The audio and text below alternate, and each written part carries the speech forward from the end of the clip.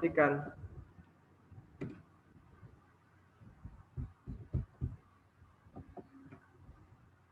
Nah, baik. Nah, untuk materi pembelajaran daring kita pada kali ini, yakni tentang periode dakwah Rasulullah SAW di kota Mekah. Sambil diperhatikan ya, jika ada bukunya di rumah juga boleh dibuka bukunya juga. Ya, boleh dibuka bukunya di rumah.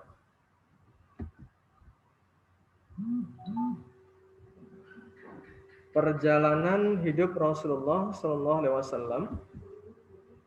Nah, sebelum kita masuk ke materi pembahasan, di sini ada Quran surah Al-Alaq ayat 1 sampai dengan 5. Bapak minta dari kamu salah satu untuk membacakannya.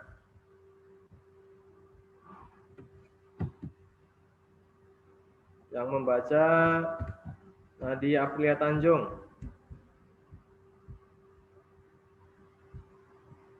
Nadia Aprilia Tanjung untuk pembukaan baca Quran surah Al-Alaq ayat 1 sampai 5.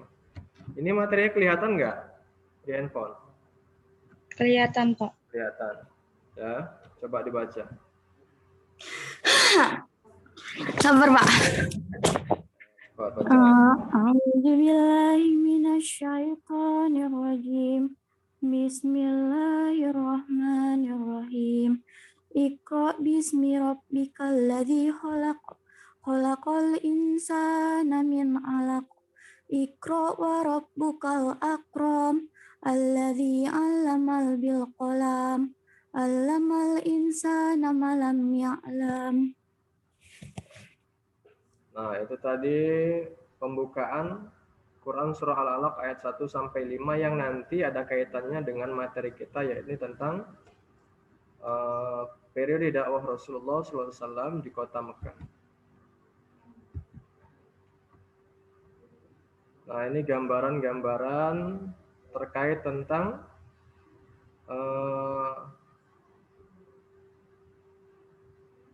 risalah Rasulullah SAW selama di kota Mekah, ya, sampai beliau Rasulullah SAW berusia 52 tahun.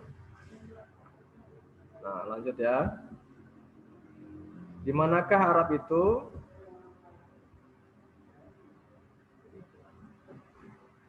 Nah, ini peta posisi Arab yang berada di kota Mekah, ya.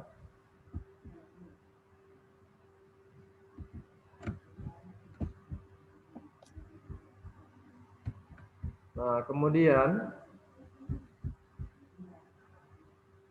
kaum Arab itu dilihat dari silsilah keturunannya dan cikal bakalnya. Para sejarawan membagi kaum-kaum Arab menjadi 3 bagian. Yang pertama yaitu Arab Ba'idah, yaitu kaum-kaum Arab yang terdahulu yang sudah punah, tidak mungkin sejarahnya bisa dilacak secara rinci dan komplit, seperti kaum Ad, kaum Samud, kaum Tas, kaum Judais, kaum Imlak, dan lain-lain sebagainya. Karena kaum-kaum ini hidup di zaman sebelum Nabi Muhammad SAW, ya, Arab Ba'idah. Lalu yang kedua yaitu Arab Aribah, yaitu kaum-kaum Arab yang berasal dari keturunan Ya'rib bin Yasjub bin Khatan, atau disebut pula Arab Khataniyah, berasal dari kota Yaman. Yang ketiga yaitu Arab Musta'aribah, yaitu kaum Arab yang berasal dari keturunan Nabi Ismail, yang disebut pula Arab Addaniyah. Nah, lanjut. Bagaimana kondisi bangsa Arab saat itu sebelum kenabian, sebelum Nabi Muhammad SAW diangkat menjadi seorang nabi dan rasul?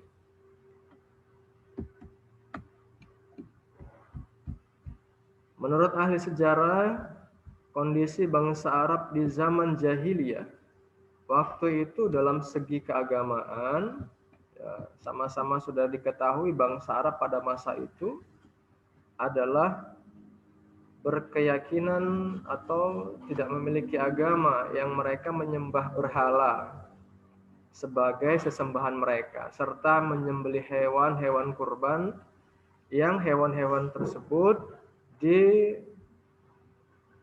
dipersembahkan untuk patung-patung atau dewa-dewa yang mereka muliakan. Nah, umat pada masa itu umumnya tenggelam dalam kemusyrikan dan dalam kehidupan yang berpecah belah serta saling berperang. Kemudian setiap sengketa yang timbul di kalangan Arab pada zaman jahiliyah, mereka serahkan penyelesaiannya pada para pemimpin-pemimpin mereka. Nah, latar belakang masyarakat Arab zaman jahiliyah, khususnya di kota Mekah, kebiasaan-kebiasaan masyarakat Arab yang berada di kota Mekah diantaranya itu yang pertama adalah menyembah berhala. Karena menurut mereka berhala-berhala itu adalah anaknya Tuhan yang bisa memberi syafaat, yang bisa memberi pertolongan. Bahkan ada yang terbesar dan terpopuler yaitu berhala yang bernama Latta, Uzza, dan Manat. Yang nama-nama ini pada dasarnya itu bukanlah dewa, ya, tetapi yang pada zaman dahulunya itu adalah murid manusia yang kemudian dijadikan sebagai namanya itu dijadikan sebagai nama-nama berhala. Kemudian kebiasaan masyarakat Arab sangat memprihatinkan, ya, memerhatikan dan memelihara kedudukan tata nilai yang tinggi dan istimewa. Lalu maksudnya di sini, ya, berkasta-kasta, begitu ya, berkasta-kasta. Jadi masyarakat yang memiliki harta banyak itu kedudukannya lebih tinggi, ya. Yang miskin itu ditindas, dijadikan sebagai budak. Nah, ini maksud dari memelihara kedudukan dan berkasta-kasta. Itu selalu dibangga-banggakan pada masyarakat jahiliyah Arab pada zaman dahulu. Lalu kemudian gemar meminum minuman keras, judi, berzina secara terang-terangan, tenggelam dalam kehidupan dunia tanpa memikirkan dampak nanti, ya, di yaumil akhir bagaimana itu tidak mereka pikirkan. Yang hanya mereka pikirkan itu hanya kesenangan dunia sesaat. Jadi maksiat itu merajalela. Nah, kemudian sering terjadi pertikaian antara suku atau kabilah. Peperangan di antara suku itu sering terjadi di masyarakat Arab pada zaman dahulu sebelum Nabi diangkat menjadi Nabi atau Rasul. Ya, sebelum Nabi Muhammad diangkat menjadi Nabi dan Rasul. Kemudian yang menang di antara peperangan itu mereka yang berkuasa.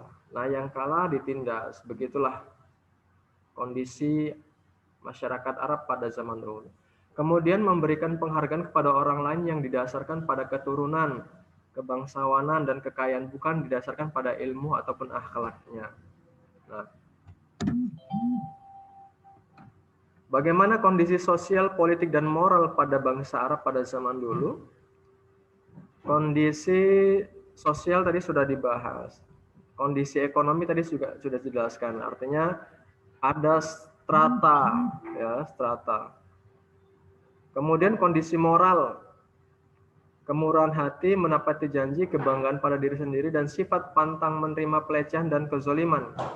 Tekad yang sangat pantang surut, lemah lembut, tenang dan waspada, gaya hidup lugu dan polos ala Badui yang belum terkontaminasi oleh kotoran peradaban dan tipu dayanya. Nah, sekarang kita masuk penyebaran Islam di kota Mekah. Nabi Muhammad SAW diangkat menjadi Nabi dan Rasul pada usia 40 tahun. Ketika itu Rasulullah SAW berkhalwat di Gua Hira pada malam 17 Ramadan atau tepatnya di 6 Agustus 610 Masehi. Pada saat itu Rasulullah SAW menerima wahyu. Wahyu yang pertama yang diterima oleh Rasulullah SAW yaitu Quran surah apa tadi yang dibacakan? Quran surah surah Al-Alaq ayat 1 sampai 5. Tadi sudah dibacakan oleh Nadia Apria Tanjung di awal pembuka tadi. Bunyi ayatnya itu adalah Iqra bismi rabbikal ladzi khalaq khalaqal insana min 'alaq. Iqra rabbukal akram alladzi 'allama bil qalam 'allamal insana ma lam ya'lam. Nah, ini kisah tentang diturunkannya surah yang pertama kali, yakni surah Al-Alaq ayat 1 sampai 5, terjadi ketika Rasulullah SAW berkhalwat, dan pada saat itu Rasulullah merasakan hati yang tidak tenang, melihat kondisi bangsa Arab yang carut marut, sehingga Rasulullah menyendiri. Kalau dalam bahasa kita itu berkhalwat, berdiam, ya, di Gua Hira untuk mencari ketenangan, dan Allah memerintahkan malaikat Jibril untuk turun ke bumi dan menyampaikan wahyu yang pertama kepada beliau, yaitu Quran surah Al-Alaq ayat 1 sampai 5. Nah, pada saat ayat diturunkan, inilah penobatan beliau sebagai seorang nabi dan rasul, sebagai penyeru bagi seluruh umat manusia, dan sudah menjadi tugas beliau untuk berdakwah. Namun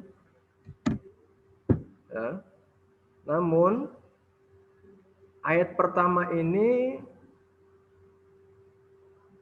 pada saat turunnya ayat pertama, tidak menjadi kewajiban Rasulullah untuk menyampaikan dakwah, ya, belum menyampaikan dakwah secara keseluruhan. Pada saat diturunkannya wahyu, Rasulullah hanya menyampaikan kepada istri beliau, yaitu Khadijah, tentang kejadian pada malam 17 Ramadan tersebut, bahwasanya Rasulullah didatangin oleh malaikat Jibril yang menyampaikan wahyu kepada beliau. Nah, kemudian 2 tahun kemudian Rasulullah menerima wahyu yang kedua, yaitu Quran surah Al-Mudassir. Quran surah Al-Mudassir ini artinya orang yang berkemul. Arti dari ayatnya itu adalah orang yang berkemul. Diturunkan oleh Allah Subhanahu wa taala kepada melalui malaikat Jibril sebanyak 7 ayat, ayat 1 sampai dengan 7. Bunyi ayatnya itu adalah, ya ayyuhal mudatsir, wahai orang-orang yang berselimut, Nabi Muhammad, qum fa'anzir, bangunlah lalu berilah peringatan, wa rabbaka fakabbir, Rabbmu agungkanlah, wa siyabaka fatahhir, pakaianmu bersihkanlah, waru jaza fahjur, segala perbuatan yang keji tinggalkanlah, wala tamnun tastakthir, janganlah memberi dengan maksud memperoleh balasan yang lebih banyak, wali rabbika fasbir, karena Rabbmu bersabarlah. Quran surah Al-Mudassir ayat 1 sampai 7 menjelaskan, ya, bahwasannya Rasulullah diperintahkan oleh Allah untuk berdakwah, mengajak manusia untuk menyembah Allah Subhanahu wa taala. Namun dalam hal ini, ya, ada 2 strategi dakwah Rasulullah SAW di kota Mekah. Quran surah Al-Mudassir ayat 1 sampai 7, ya, menerangkan bahwasanya Allah perintahkan kepada Nabi Muhammad untuk berdakwah. Kan tetapi dakwah beliau itu ada 2 kondisi, ya, 2 karakter dalam dakwah Rasulullah yang disesuaikan dengan situasi dan kondisi pada masa zaman Arab di masa Rasulullah itu sendiri. 2 karakter itu adalah, ya, dakwah secara sembunyi-sembunyi, ya, dan dakwah secara terang-terangan. Quran surah Al-Mudassir ayat 1 sampai 7 tadi memerintahkan, Allah perintahkan kepada Nabi Muhammad untuk berdakwah secara sembunyi-sembunyi. Ya. Jadi selang waktu ayat pertama yang diturunkan oleh Allah, Quran Surah Al-Alaq, kemudian 2 tahun kemudian turunlah ayat berikutnya, Al-Mudassir ayat 1-7, dari situlah Rasulullah mulai berdakwah secara sembunyi-sembunyi. Nah, dakwah sembunyi-sembunyi Rasulullah SAW dilakukan kurang lebih waktunya 3 tahun atau sampai 4 tahun, 3 sampai 4 tahun. Siapa saja orang-orang yang meyakini dakwah Rasulullah SAW secara sembunyi-sembunyi? Nah, yang pertama yaitu istri beliau Rasulullah SAW, yaitu Khadijah. Kemudian putra paman beliau Ali bin Abi Thalib. Kemudian budak dan sekaligus putra angkat beliau yaitu Zaid bin Harithah. Kemudian sahabat beliau Abu Bakar As-Siddiq, yang kemudian disusul oleh sahabat-sahabat yang lainnya seperti Utsman bin Affan, Zubair bin Awam, Sa'ad bin Abi Waqqas, Abdurrahman bin Auf, Talha bin Ubaidillah, Abi Ubaidillah bin Jarrah, Fatimah binti Khattab, Sa'id bin Zaid al-Adawi. Nah, orang-orang yang pertama kali ini disebut as-sabiqun al-awwalun, yaitu mereka yang pertama kali memeluk Islam. Nah, mereka mendapat pelajaran tentang agama Islam dari Rasulullah SAW sendiri, langsung Rasulullah yang menerangkan bagaimana Islam itu. Ya, bagaimana cara beribadah kepada Allah, bagaimana bertauhid kepada Allah Subhanahu wa taala dengan sebenar-benarnya tauhid. Nah, kemudian jika dakwah secara terang-terang, dakwah secara sembunyi-sembunyi tadi dilakukan oleh Rasulullah kurun lebih waktu 2 tahun, 3 tahun, ya. Kemudian turun ayat lagi yang memerintahkan Rasulullah SAW untuk berdakwah secara terang-terangan. Dalam Quran Surah Al-Hijr ayat 94, Allah Subhanahu wa taala memerintahkan Rasulullah untuk berdakwah. Bunyi ayatnya itu, terjemahannya adalah, maka sampaikanlah olehmu secara terang-terangan segala apa yang diperintahkan kepadamu dan berpalinglah dari orang-orang yang musyrik. Nah, ayat di sini menerangkan bahwasanya Allah memerintahkan kepada Rasulullah untuk berdakwah secara terang-terangan, tidak lagi secara sembunyi-sembunyi.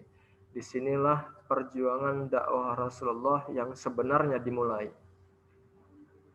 Nah, dengan cara dakwah ini mulailah Nabi Muhammad SAW dan agama Islam yang beliau sampaikan menjadi perhatian dan bahan pembicaraan masyarakat kota Mekah pada masa itu.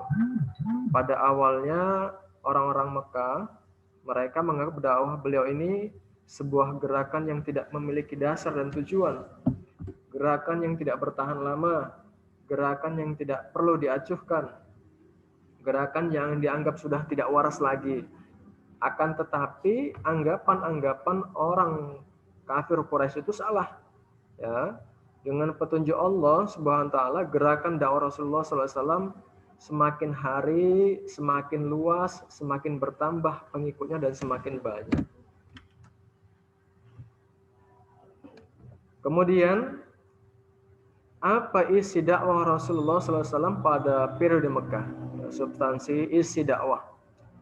Dakwah yang dilakukan beliau pada intinya adalah menegakkan kalimat tauhid, yaitu la ilaha illallah, tiada yang berhak disembah selain Allah, dengan segala konsekuensinya. Ya, jika sudah bertauhid terhadap Allah, maka konsekuensinya harus kita pegang dengan teguh. Penegakan kalimat tauhid tersebut bukanlah perkara yang sangat mudah, sebab hal itu harus diikuti dengan sikap dan perbuatan yang nyata dalam kehidupan sehari-hari. Artinya bagaimana? Artinya jika sudah bertauhid, maka konsekuensi dari tauhid itu harus kita jalankan dalam kehidupan sehari-hari. Tidak hanya sebatas tauhid lisan saja, ya, tapi harus tauhid bin qalbin dan perbuatannya juga mengarah ke dalam ketauhidan. Pada proses dakwah yang dilakukan oleh Nabi Muhammad SAW, Nah, pada proses dakwah yang dilakukan oleh Nabi Muhammad SAW juga mengandung makna mengeluarkan dari zaman jahiliyah atau zaman kebodohan ke alam yang terang benderang, yakni meninggalkan perbuatan-perbuatan yang bertentangan dengan ajaran Nabi Muhammad SAW. Ya, kita ketahui tadi biasa orang bangsa Arab tadi kan, menyembah berhala, ya, meminum khamar, berjudi, zina, membunuh. Itu sudah menjadi kebiasaan orang bangsa-bangsa Arab.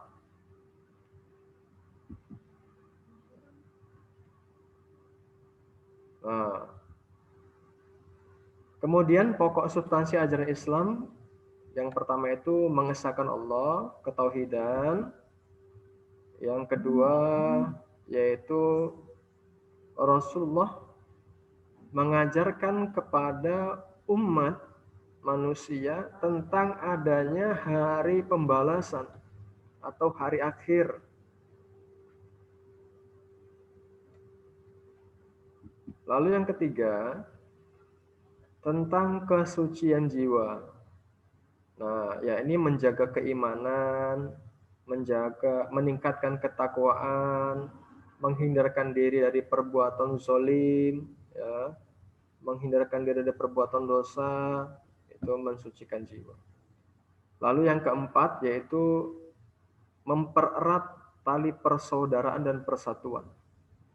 Tidak lagi, ya, Rasulullah mengajarkan kepada masyarakat Arab tidak lagi mengedepankan kedudukan, yang kaya itu lebih hebat, yang berkuasa, yang miskin ditindas, tidak lagi seperti itu. Rasulullah mengajarkan persaudaraan, di mana yang memiliki harta itu harus memberi kepada yang miskin, berbagi, menganggap semua itu sama.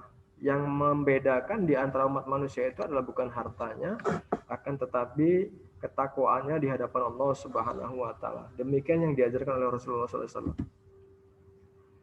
Lantas, bagaimana reaksi masyarakat Mekah terhadap dakwah Rasulullah SAW? Apakah masyarakat Mekah pada saat itu menanggapi dakwah Rasulullah itu dengan santai, tenang, ya, tidak menghiraukan? Jadi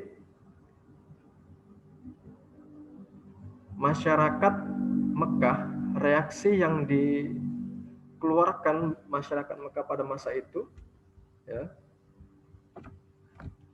kaum kafir bangsawan sangat keberatan masuk Islam karena di Islam diajarkan persamaan derajat manusia. Yang membedakan hanyalah ketakwaannya.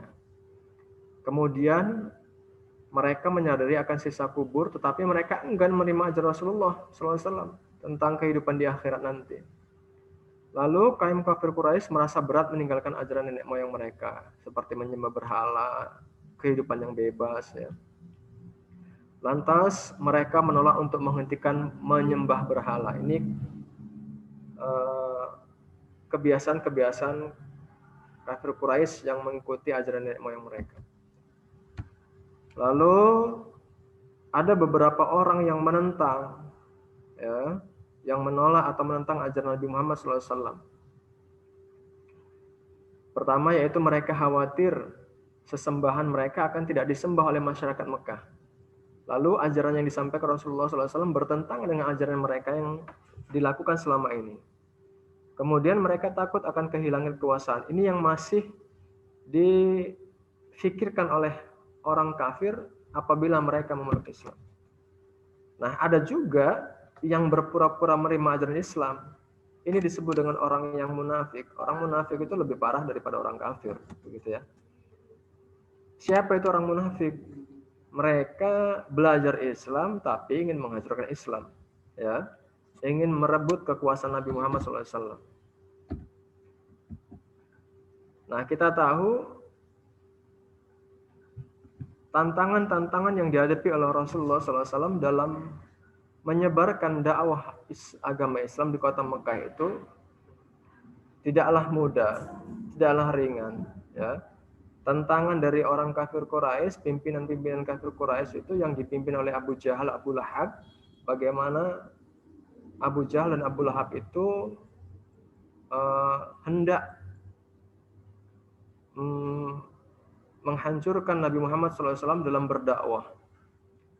Siksaan, ya, pemboikotan, bahkan tidak tanggung-tanggung lagi niat untuk membunuh Rasulullah SAW itu hampir terjadi. Namun atas kekuasaan Allah, Rasulullah SAW diselamatkan dari segala hal yang menghalangi Rasulullah dalam menyebarkan agama Islam di kota Mekah. Nah, dari dakwah Rasulullah SAW tersebut ada keteladanan yang patut kita contoh. Ya, kita saat ini sudah memeluk Islam. Tinggal bagaimana cara kita memperjuangkan dan mempertahankan Islam itu dari hati kita, ya, dan menerapkan dalam kehidupan kita sehari-hari. Kalau kita diperintahkan untuk berdakwah sama seperti masa Rasulullah dulu, mungkin kita nggak akan sanggup, karena Rasulullah dulu berjuang memperjuangkan agama Islam itu penuh dengan darah dan keringat, tidak mudah. Lantas teladan apa yang bisa kita ambil dari dakwah Rasulullah SAW di kota Mekah ini? Yang pertama itu adalah Nabi Muhammad SAW berdakwah dengan keteladanan. Sebelum beliau menyampaikan sesuatu, maka beliau terlebih dahulu melaksanakannya. Artinya apa? Artinya seperti ini. Kita mengajarkan, ya, menyampaikan tidak hanya sebatas ucapan saja, tapi harus dilakukan dengan perbuatan juga. Sikap keteladanan dalam kehidupan sehari-hari. Contohnya kita nyuruh untuk ngaji, tapi kita sendiri nggak ngaji. Kita nyuruh untuk sholat, tapi kita nggak sholat. Kita nyuruh orang untuk berpuasa, tapi kita nggak puasa. Itu namanya bukan keteladanan, ya.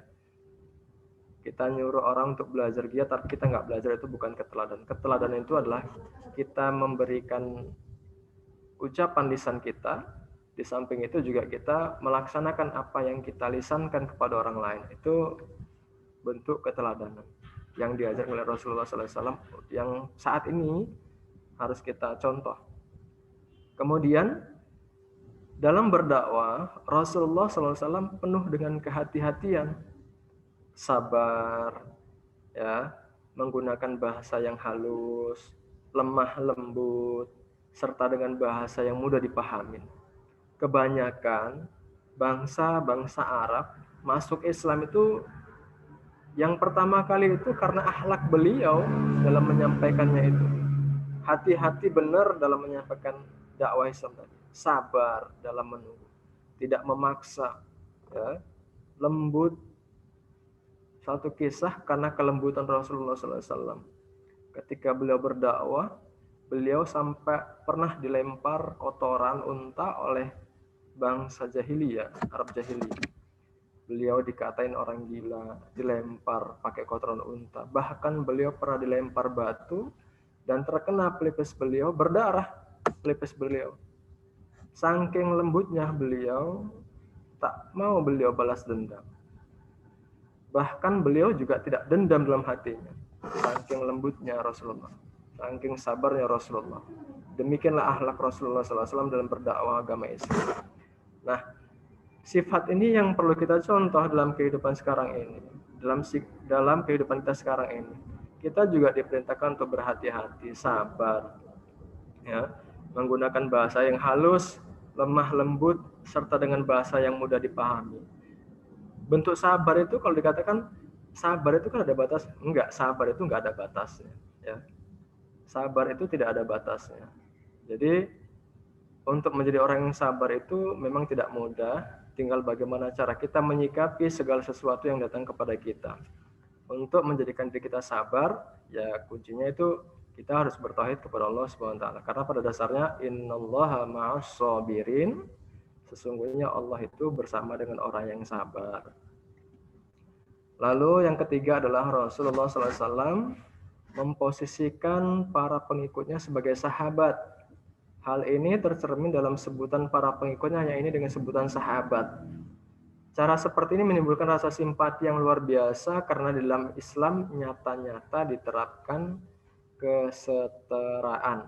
Nah, Rasulullah tidak membeda-bedakan, ya, tidak membeda-bedakan kasta, tidak membeda-bedakan si kaya, si miskin, ya, mana yang pintar, mana yang tidak pintar, tidak membeda-bedakan. Semuanya sama dianggap Rasulullah SAW.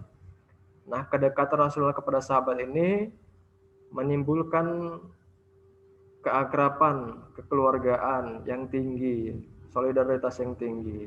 Nah, begitulah yang dari Rasulullah.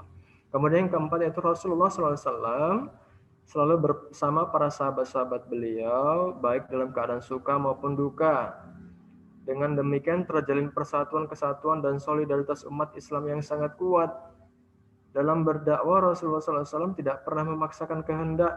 Rasulullah hanya menyampaikan ajaran dari Allah Subhanahu wa taala dan memberikan pemahaman secara rasional dengan hati yang jernih. Mengikuti atau tidak hal itu menjadi hak pribadi masing-masing. Dengan kata lain, dalam berdakwah Rasulullah SAW tidak pernah menggunakan cara-cara kekerasan. Ya, ini sikap Rasulullah kepada sahabat-sahabat.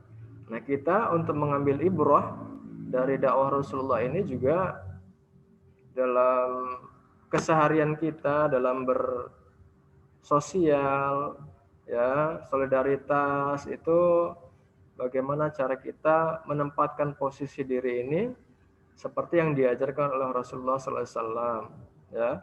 Artinya tetap menjunjung solidaritas, saling menghormati, saling menghargai. Kita bisa melihat mana yang harus kita hormati. Orang yang lebih tua, ya, kita hormati. Teman juga bisa kita hormati, demikian pula. Nah, dari penjelasan-penjelasan tadi, ya, tentang singkat periode dakwah Rasulullah SAW di kota Mekah, ada yang ingin dipertanyakan?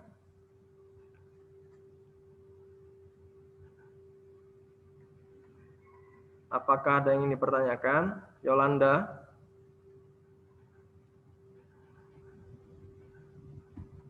Yolanda? Ya, Pak. Ada yang mau ditanyakan? Ada. Apa? Saya kasih waktu 5 menit. Pak, kan agama adalah nasihat dan dakwah adalah cinta. Nah, jadi berarti kalau kita masih berada dalam Islam, itu berarti kita harus menasihati dan mengikuti jejak Nabi untuk berdakwah. Jadi bagaimana cara kita berdakwah yang baik sesuai ajaran Rasulullah SAW, dan bagaimana cara kita menanggapi seseorang jika ada yang tidak mau menerima nasihat kita? Tadi kan sudah diajarkan oleh Rasulullah SAW. Berdakwah Rasulullah SAW itu, Rasulullah berdakwah itu tidak dengan kekerasan, ya, tidak dengan paksaan. Karena apa? Agama itu adalah nasihat. Nah, perintah Allah Subhanahu wa taala kepada umat Islam itu, kepada orang yang beriman itu, watawassaw bil haq watawassaw bis sabr. Saling ingat mengingatkan dalam kebenaran dan saling ingat mengingatkan dalam kesabaran, itu sudah menjadi kewajiban kita, ya. Artinya apa? Ketika ada sahabat, teman yang salah dalam melakukan hal, maka kewajiban bagi kita untuk menasihatinya, ya. Kemudian jika teman tersebut yang kita nasihati tidak terima, begitu ya, ada beberapa cara Rasulullah dalam mengingatkan kita untuk berdakwah. Ada 3. Dakwah bil lisan, ya. Dakwah dengan lisannya, dakwah dengan perbuatannya. Kemudian jika tidak mampan juga dengan dakwah dalam perbuatan, maka cukup dengan doa. Artinya apa? Doa itu kita bermohon kepada Allah, kiranya Allah memberikan hidayah kepada teman kita tadi. Jika lisan sudah tidak mempan lagi, perbuatan, arti perbuatan itu bukan tindak kekerasan, ya. Karena Islam itu tidak mengajarkan kekerasan. Islam itu tidak memaksa, ya, tidak boleh memaksa. Karena apa? Segala sesuatu itu konsekuensinya pada diri masing-masing. Dia yang berbuat maksiat, maka dia yang menanggung dosanya. Kita yang melihat dia maksiat, itu menjadi hak kita untuk menasihatinya. Begitu Islam itu. ya. Nah, itu seperti dakwah Rasulullah ya Yolanda ya. Halo Yolanda. Iya, Pak. Bisa dipahami ya?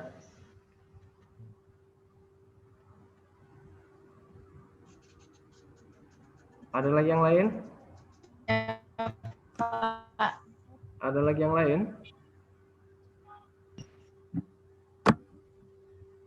Aprilia Tanjung.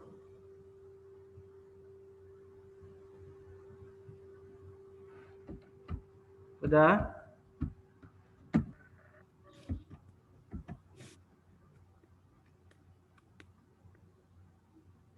Nah, baik. Jika sudah tidak ada lagi pertanyaan, nanti Bapak akan share tugas di WA Group ya, di BTQ Group akan Bapak share tugas, itu nanti itu tugas kamu nanti dikerjakan ya, sebagai tugas harian lah ya. Untuk materi dakwah materi ini dakwah perjuangan Rasulullah di Kota Mekah, sedikit banyak kita harus pahamin bahwasanya perjuangan dakwah Rasulullah itu memang betul-betul diperjuangkan ya, dari Kota Mekah kemudian hijrah ke Kota Madinah dan berkembang pesat sampai dengan saat ini.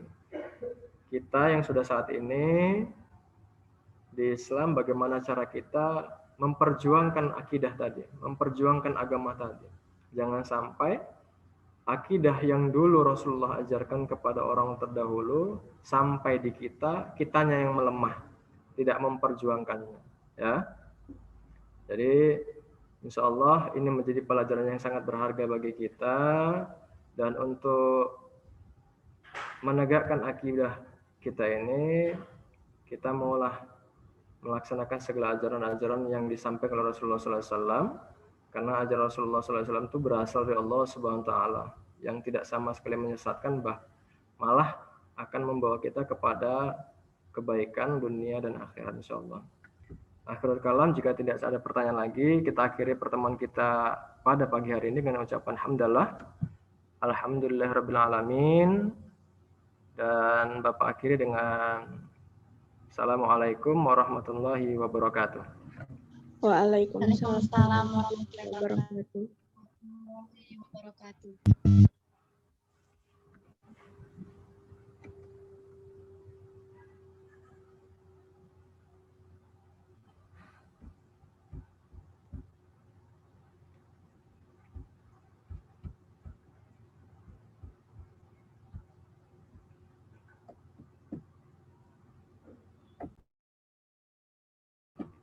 Boleh meninggalkan Zoom yang sudah selesai, boleh meninggalkan Zoom. Ya, Pak.